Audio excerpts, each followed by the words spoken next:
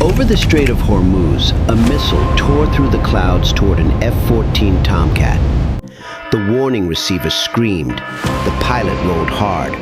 Chaff burst behind them. In the rear seat, the RIO stared at his scope. Empty. No fighter, no track. Only a missile closing fast. 60 kilometers away, an F-22 was already turning away from the shot it had just taken. For 20 years, the Iranian RIO had trusted that scope. It had never lied to him. Now, it showed him nothing at all. The Strait of Hormuz, 2026. Israel said it had struck Iran's Tomcats at Isfahan. Yet in June, Tehran released footage it claimed showed surviving F-14s returning from combat. How were these aircraft still flying? Iran bought 79 Tomcats in 1976. 3 years later, the revolution cut off American spare parts. The fleet was expected to die. It did not.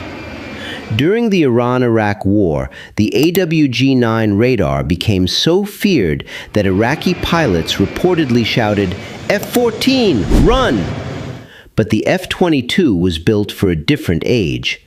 Stealth, supercruise, an APG-77 radar, and missiles hidden inside its fuselage. On July 7, 2026, the survivor of an old war met the fighter designed to make it obsolete. Minutes after the F-14 climbed above the coastal radar horizon, the Raptor's APG-77 formed a track. Large return, fighter-sized. Emissions and heading said Tomcat. On the fuse display, every detail assembled into a single picture. Track, speed, climb rate, signature. Raptor 1 had time. He held distance on supercruise. No burner, no bloom. Ahead, the F-14 pushed its throttles forward on climb-out. Afterburners lit. The sky lit up with it. Everything an airframe that old could give away. Ahead and below, inside the F-14, the RIO ran the AWG-9 through its modes. Pulse Doppler search. Track while scan. More than 200 kilometers of sky swept and rescanned. Clean air. Ground control called in. A low-frequency VHF radar had caught something faint to the southwest. Vector 185. Bearing only. VHF could catch a whisper off a stealth target. Not enough for the AWG-9 to lock onto anything specific. The RIO searched the bearing. Nothing. Raptor 1 chose his moment. The internal bay opened, only briefly. Missile away. The bay closed. The Raptor returned to what it had been the entire flight. A shape too small for the enemy to see. The RIO narrowed his scan along the ground controller's bearing, concentrating the radar's energy into a smaller volume of sky. Still nothing. And then, inside the Tomcat, the radar warning receiver screamed. The pilot rolled and pulled, turned cold. Put the tail toward the inbound missile to stretch the geometry. Nose down, into denser air where the AMRAAM would burn more energy through thicker atmosphere. Chaff bloomed. ECM cycled. A hard reversal at the last moment forced the missile, at the ragged edge of its envelope after a long flight, into a turn it could not sustain. It passed behind and tumbled. They were alive, both breathing hard. For several seconds, neither man spoke. The pilot checked the controls, the engines, and the fuel state. The RIO checked the scope again, hoping the turn had finally exposed their attacker. Nothing appeared. Somewhere beyond the canopy, another aircraft was deciding whether they lived long enough to make a second mistake. The Tomcat had survived the first missile, but survival had cost altitude, speed, and distance. Every defensive move had made the next shot easier. They could keep running and wait for another warning, or turn back toward an enemy they still could not see. The pilot chose to turn. The RIO stared at the empty scope. 20 years he had flown behind that radar. It was not lying to him. It was telling the truth about what it could not see. His scope had been running clean for so long he had started to wonder if the aircraft above them was a rumor. It was not a rumor now. Detection range scales with the fourth root of radar cross-section. Against a conventional fighter, the AWG-9 reached hundreds of kilometers. Against something publicly estimated at a fraction of a square meter, it collapsed to tens, or less. The pilot tightened his grip on the stick. An invisible enemy had just fired at him. His aircraft had been designed in 1970 to intercept Soviet bombers over the Pacific. Not this. The Tomcat had not been designed for this. Ground control updated the vector. Same southwest bearing. Turning away gave the shooter another free shot. Turning in shortened the range. Throttles forward. The Iranian jet turned in. His first instructor at Isfahan had flown a Tomcat like this one during the war with Iraq 4 decades earlier. Same seat, different war, different enemy. Same aircraft that had refused to die for 50 years. Under the wings, 2 Fakor-90 missiles rode the pylons. Based on the AIM-54 Phoenix, designed for large targets at long range. Public sources do not confirm whether the Fakor-90 can launch on a degraded solution and search independently in the terminal phase. For this encounter, we assume it can. After launching the first shot, Raptor 1 had cranked, turned perpendicular to maintain radar coverage while opening his aspect. From certain angles, even a stealth aircraft returns more energy than from its optimized frontal profile. A contact flickered on the TID. Faint. Gone for 2 sweeps, back for 1, gone again. Weak track, bearing 185. Not a lock. Not even a reliable track.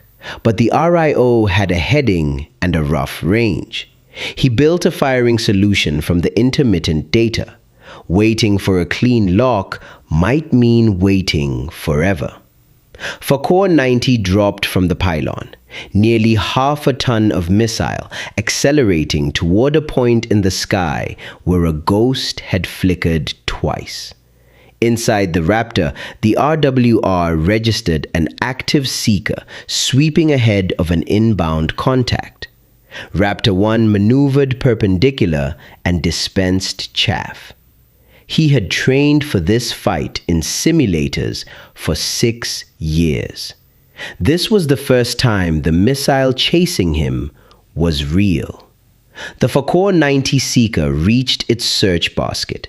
It had been designed to home on the radar returns of conventional aircraft, bombers, transports, fighters that reflected energy the way every aircraft before the F-22 had reflected energy.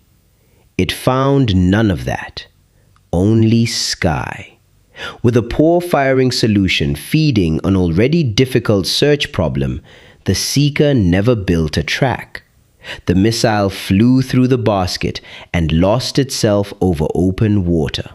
Stealth had not just defeated the Tomcat's radar, it had defeated the missile's radar too. Raptor 1 answered. The internal bay flashed open and closed around a second AMRAAM. Shorter range this time. The F-14 had been closing the entire fight. For a single sweep of the AWG-9, something flickered on the TID. The RIO would later insist it was a real contact. He could not prove it, but he called the bearing, and he called it precisely. Then whatever had been there was gone. He had seen something twice now. He believed it was real, and he believed he knew roughly where it sat. The RWR was already screaming. Second AMRAAM, shorter flight, energy to spare. The pilot pulled into the sharpest brake the airframe would give him. Chaff and ECM filled the air behind them, but the geometry that had saved them the first time did not exist at this range. The missile corrected, tracked, closed, impact. The Tomcat rolled out of controlled flight. The canopy blew away. 2 seats fired upward. 2 chutes opened over the strait. The radar found the Raptor twice. What it never found was enough time. 2 chutes drifted toward the water. A dark plume traced a long line across the morning sky. The Fokker 90 the RIO had fired never found what it was chasing. Neither did the AWG-9.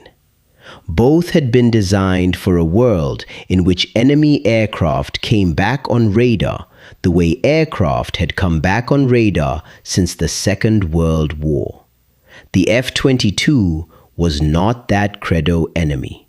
Stealth worked twice in this engagement, once against the search radar, once against the seeker in the terminal phase. Range and speed became meaningless when neither system could hold a track long enough to build a firing solution. The Iranian jet did not lose because its crew was outclassed. In the back seat, the RIO ran his search modes correctly. In the front, the pilot survived a beyond visual range shot with textbook tactics. Their missile launched on the best information anyone could have minded to them. The F-14 lost because it was fighting an opponent designed specifically to defeat every part of how the F-14 worked. Its radar, its missiles, and the whole air-to-air doctrine of the 20th century that produced both. Raptor 1 never needed thrust vectoring, never needed a 9G sustained turn. The fate ended before the American fighter could show anything else it was good at. Fewer than 200 Raptors were ever built, and retirements have reduced the active fleet in recent years. The package that deployed to Ovda in Israel for Epic Fury repositioned to RAF Fairford around July 10th. More F-14s in the air that morning would have changed the geometry. More radar aspects to manage. A missile inventory the Raptor could have burned through faster than a single exchange. Whether the changes the outcome is another question entirely. Both crewmen ejected safely. The debrief that afternoon would record everything they had seen through the canopy and every reading their instruments had produced. It would still not contain what conscious them. A fixposing year aircraft does in this eater. It removes itself from the Reddit until the moment of the shot. The crews it hunts, often data doing not know what they were fixing until they code about it in the news. The F-14 crew flew their jet the way the manuals had taught them, and the manuals were still correct about the wrong war. The Tomcat had survived sanctions, war, and half a century of improvisation, but survival against older enemies was not the same as relevance against a fifth-generation fighter. The Raptor did not simply outrange it. It denied the crew the time and information needed to fight back before the final shot. 4 F-14s in the air that morning. Does the Raptor still walk away? Or does it just run out of missiles first? Tell me in the comments. Like and follow if this is your kind of fight.